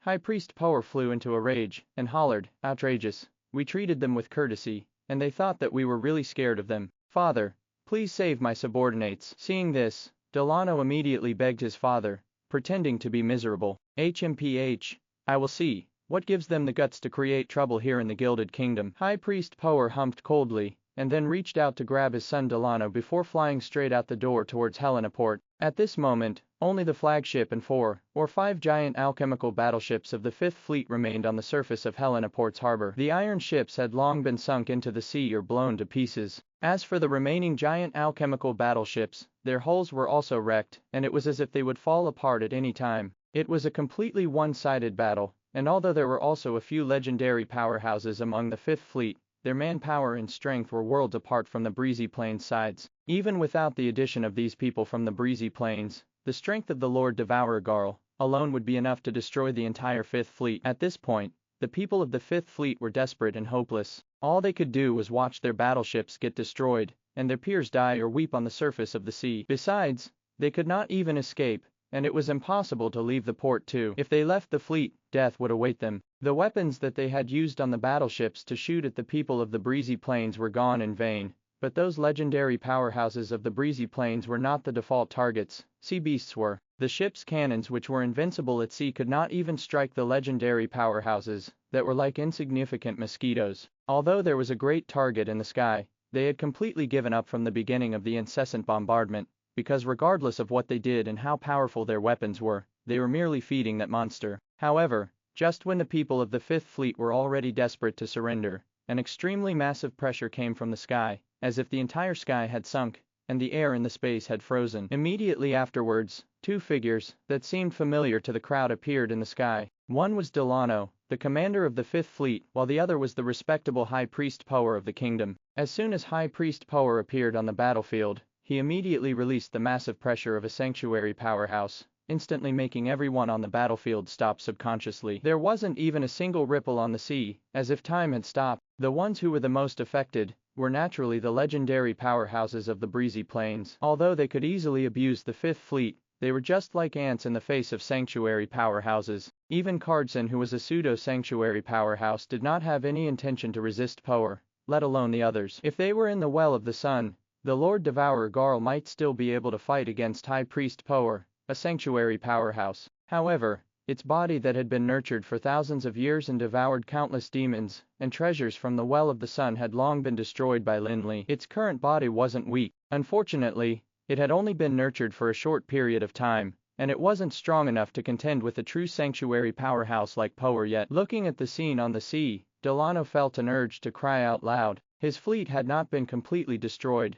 but it would be difficult to repair it. The casualties of the naval troops were fine, but the loss of the giant alchemical battleships could not be made up for easily. Each giant alchemical battleship cost a bomb, and it would probably take the Gilded Kingdom decades to recoup the losses. High Priest Power's expression was even worse at this juncture. Although he had heard about the situation from his son, the scene in front of him was still beyond his expectations. The most powerful fleet of the Gilded Kingdom was almost wiped out by the people from the Breezy Plains in the port. It was just like a slap in their faces. As a sanctuary powerhouse and a high priest, Power had to care about his and the Gilded Kingdom's pride, even if he ignored the death of the warriors or the huge loss of the fleet. If that matter wasn't handled properly, he and the Gilded Kingdom would become a laughingstock. Hence, after shocking everyone with a huge pressure, High Priest Power immediately raised the staff in his hand, and a domain world immediately engulfed the space. Next, countless magic runes emerged from the space like dazzling silver sand, and surged towards the people of the breezy plains. It was actually trying to seal Evrion's power. At this moment, Lin Li was chatting with several guests, who had heard of the event in the embassy of the capital of the Gilded Kingdom. The guests were Prince Jonathan of the Felon Kingdom, and Prince Jeremiah of the Leaden Kingdom, as well as Archbishop Inglos of the Brilliant Shrine, and High Priest Sindros of the Darkness Shrine. The few representatives of the top forces of Anral were also alarmed by the commotion caused by those legendary powerhouses from the breezy plains. They finally went to ask Lin Li about the situation. After all, a group of legendary powerhouses was flying towards Helena Port ferociously. Anyone would know that something major had happened. Bombarded with questions, Lin Li did not hide it at all, and instead told them about everything that happened very briefly, as if he was talking about something that he wasn't involved in. In fact, to a high-ranking sanctuary powerhouse like him, it was indeed not that big of a deal. Master Fulik, should we also put pressure on the Gilded Kingdom through some diplomatic means, and urge them to release the star as well as the crew as soon as possible? Prince Jonathan took the initiative to express his willingness to help Lin Li with this matter. He couldn't imagine the seriousness of the situation at Helena Port now, so he wanted to take the chance to show Lin Li his goodwill. Yes,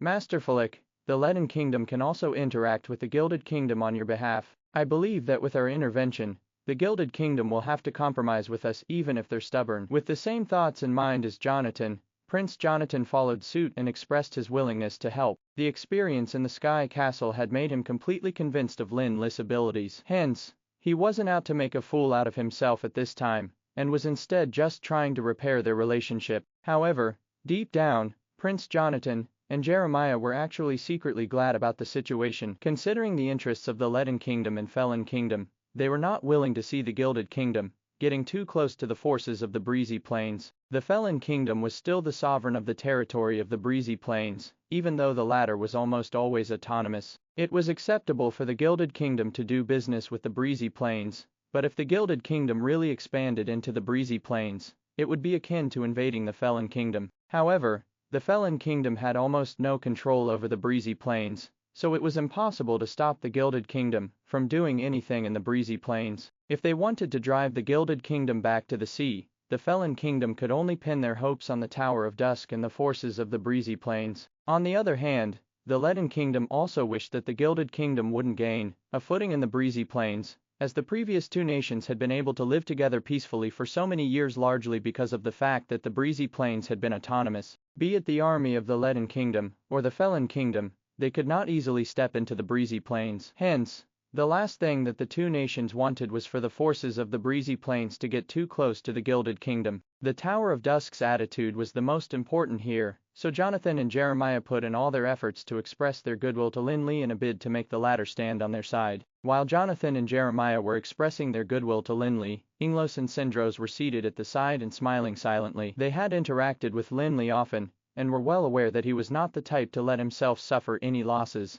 Given his status as a sanctuary powerhouse, the Gilded Kingdom would probably have to succumb. However, at this moment, there was a playful smile on Lin Li's face as he said to the few of them, "After I hit the sun, the father is indeed here. I'm sorry, everyone, it seems I have to excuse myself for a while." Hearing Lin Li's random words that popped up out of nowhere, everyone seemed puzzled, but they saw that Lin Li had already stood up and casually made a spatial rift in the space in front of him. He then stepped into it calmly, and his figure immediately disappeared in the spatial crack. How powerful is that kid Fulik now? Sindros couldn't help but exclaim emotionally when he saw that scene. Although Lin Li seemed to be very relaxed, Sindros had a good understanding of the power of the sanctuary realm, and so knew that this seemingly easy move was by no means something that an ordinary sanctuary powerhouse could pull off. Inglos, who was beside him, smacked his lips enviously and shook his head with a smile before saying, "This kid is far ahead of us. I reckon I'd be too embarrassed to seem like I'm close to him the next time I see him." On the other hand,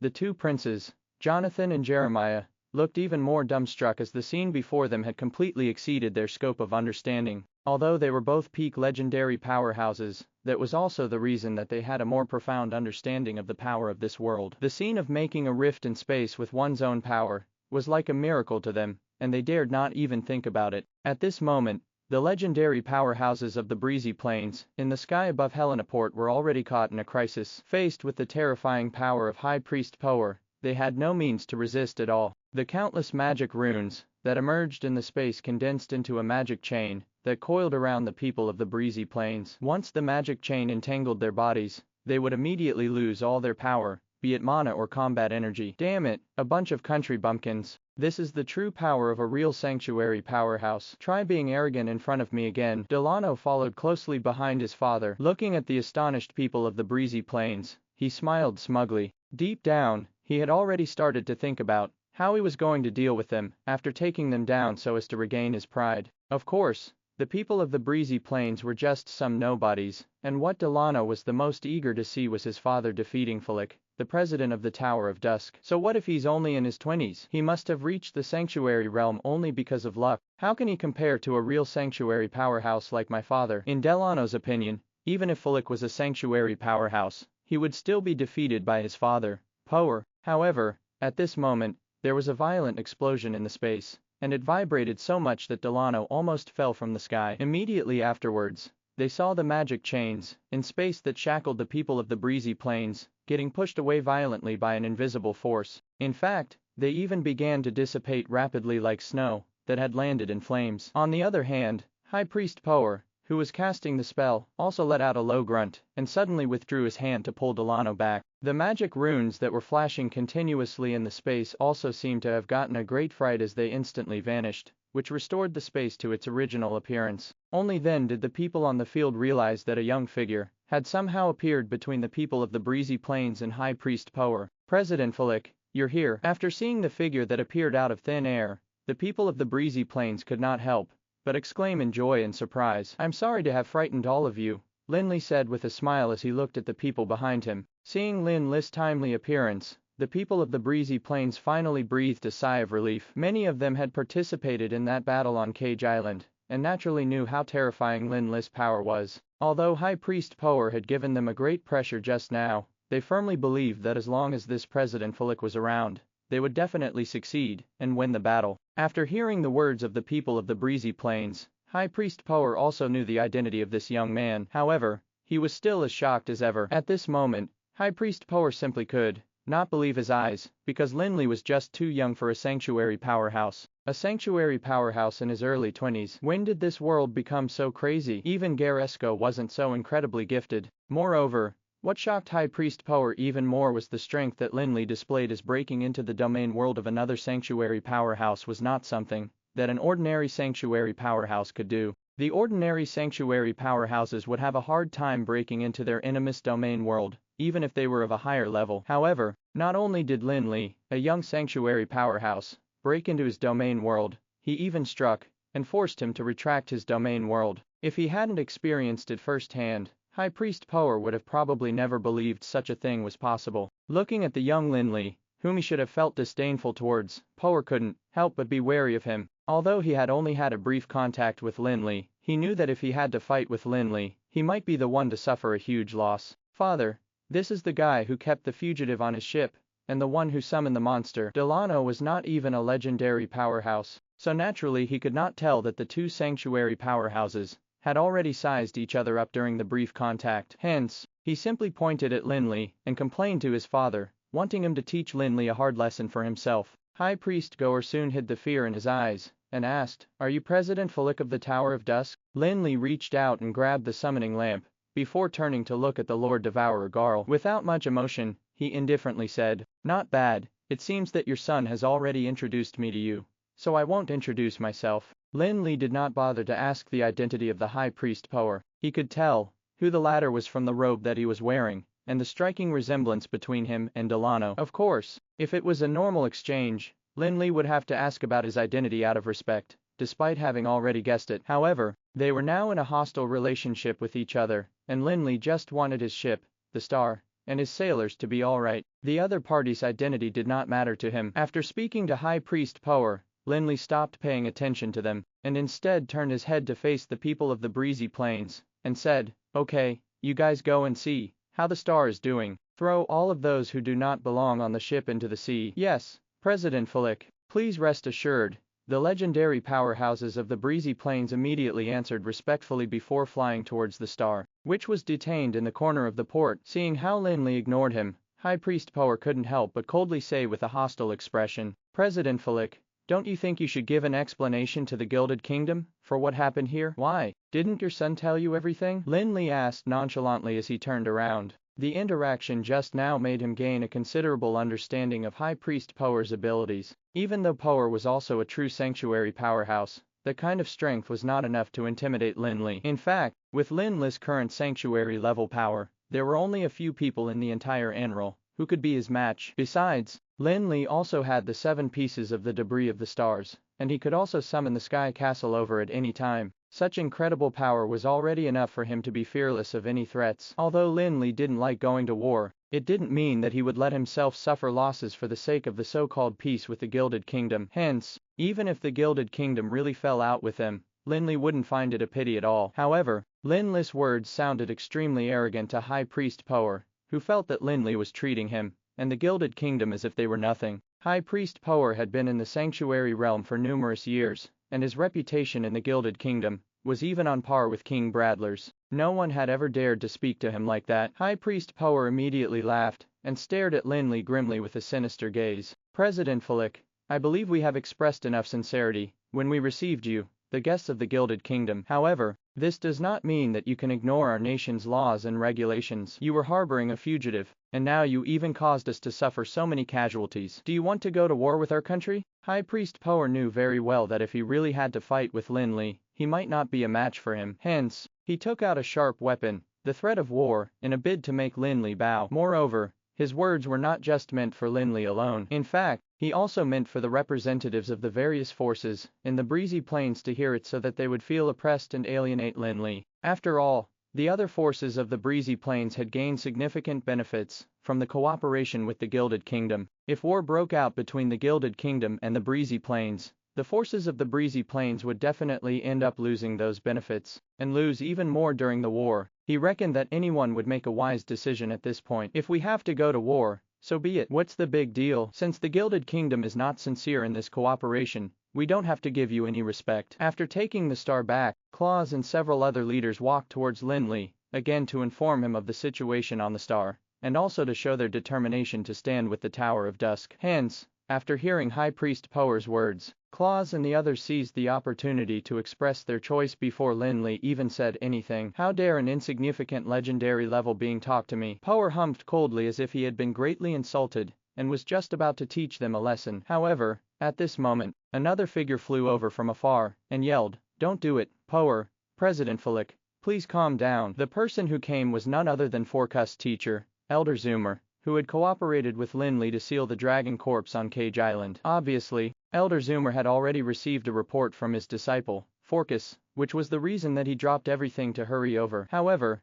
as soon as he entered the space above the port, and saw what was going on, Elder Zoomer's heart twitched, partly because of the huge loss of the fleet, and partly because he was worried about the relationship between them and the Tower of Dusk. Initially, Elder Zoomer did not intend to intervene when he saw High Priest Power there. After all, High Priest Power was not from the Illuminati, but represented the royals of the Gilded Kingdom. He thought that since there was nothing wrong with Delano, High Priest Power would try his best to appease the young president of the Tower of Dusk out of consideration for the interests of the Gilded Kingdom. However, to Elder Zoomer's surprise, the two of them started clamoring about starting a war before they could even talk for a bit. This time, he did not dare to stand by and watch, so he immediately clamored for both parties to calm themselves down. Elder Zoomer's appearance made the ambience a little less tense. After all, putting aside his identity as an elder of the Gilded Kingdom, he was also a true high-level sanctuary powerhouse. Even High Priest Power had to respect. Elder Zoomer, you came just in time. Those outsiders have really gone overboard. Not only did they ignore our country's laws to harbor a fugitive,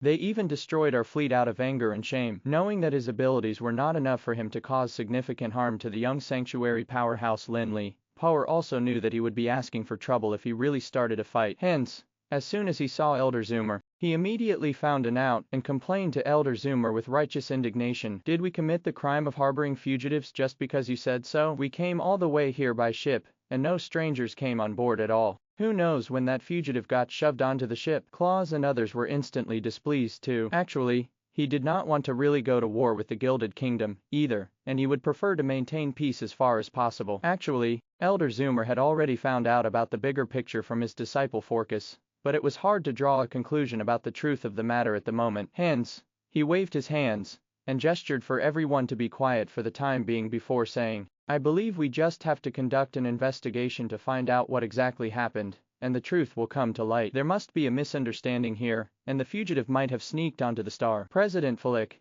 you were being too impulsive. Seeing that the entire Fifth Fleet had been damaged, Elder Zoomer obviously felt the pinch. However, considering the future development plans of the Gilded Kingdom, and the Illuminati in the Breezy Plains, as well as the strength of that young president of the Tower of Dusk, he had no choice but to blame everything on Lin Li's impulsiveness in a bid to make the matter blow over. However, Lin Li did not buy it at all. As soon as Elder Zoomer finished speaking, he smiled and responded, Elder Zoomer, I'm well aware of the individuals I have on board the star. Sneaking up there, can anyone just sneak onto your alchemical battleships? Elder Zoomer, you heard it, he has already said that it can't be that the fugitive has sneaked onto the ship, so it must be that they have deliberately housed the fugitive. High Priest Power immediately continued after Lin Li. He was extremely displeased with Elder Zoomer's approach of making things easier for him, because he was right in the first place. So there was no need for Elder Zoomer to find excuses for him at all. It seems High Priest Power has some issues with comprehending. In this case, I might as well make it clearer. My ship,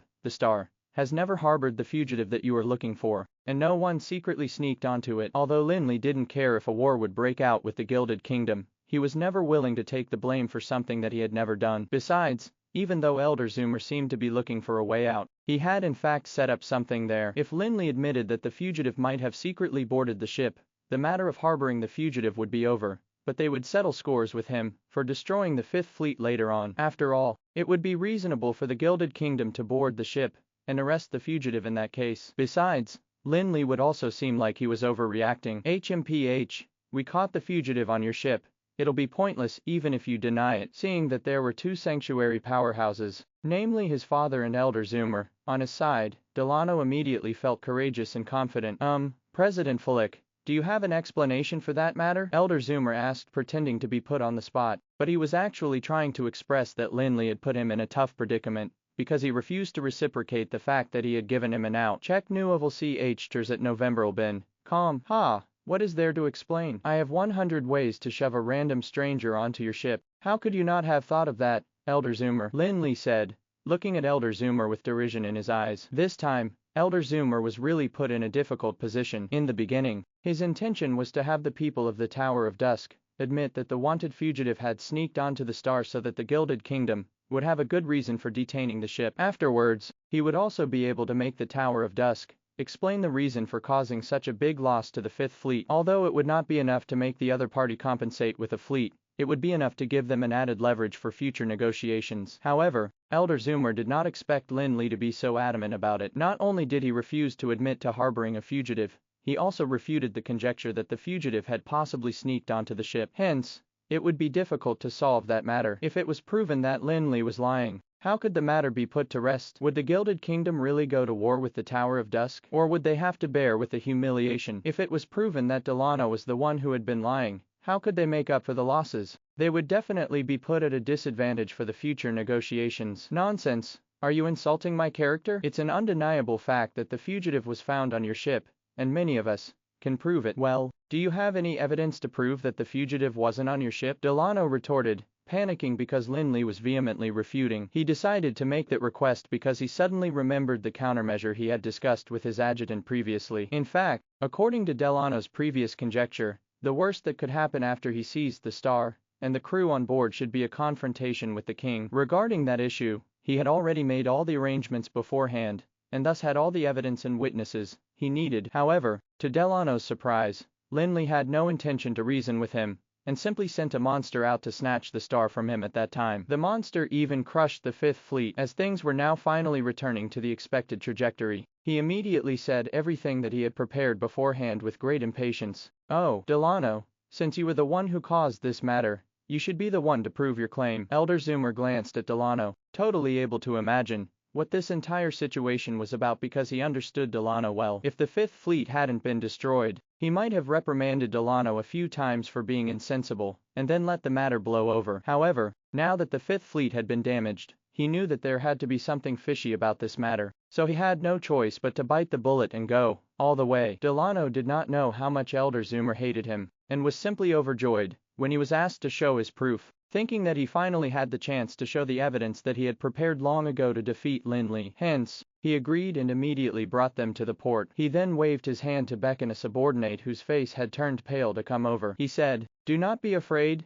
the high priest and Elder Zoomer will make decisions for us. Go and get all the people involved in the capture of the fugitive immediately. We now need their testimonies." "Yes, Lord, I'll head there immediately," the subordinate answered in a shaky voice. He then turned around and proceeded to get the people who were involved, just as Delano instructed. Fortunately, Delano had made arrangements for those people, and not all of them were on the battleships. Otherwise, it would probably be difficult to find a bunch of witnesses now. Soon, more than 10 warriors of the 5th Fleet scurried over, shivering and obviously still in shock from the intense battle. In fact, their leader was precisely Delano's adjutant Hagis. "Okay, all of you, perk up and answer all of Elder Zoomer's questions truthfully. Do you hear me?" Delano specially instructed, afraid that they would say something wrong when they were panicking. "Yes, Lord," they chorused. Looking at them, Elder Zoomer couldn't help but frown a little. After a moment of silence, he said, "I'm asking you, did you guys go with Delano to the star to nab the fugitive?" "Yes,